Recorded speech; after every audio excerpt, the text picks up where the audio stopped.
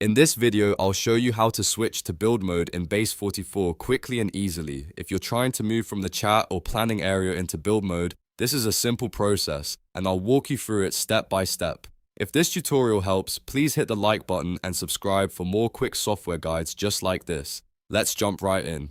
First, open Base44 and look for the AI chat area. This is usually where you'll start if you're currently working in the conversation or planning interface.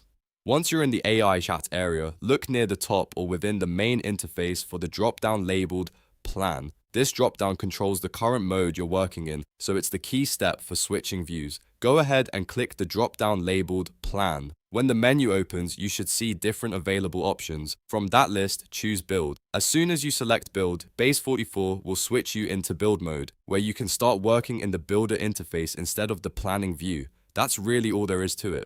Find the AI chat area, click the drop-down labeled Plan, and choose Build. If this video saved you time, make sure to like the video, subscribe to the channel, and turn on notifications so you don't miss the next tutorial. Thanks for watching, and I'll see you in the next one.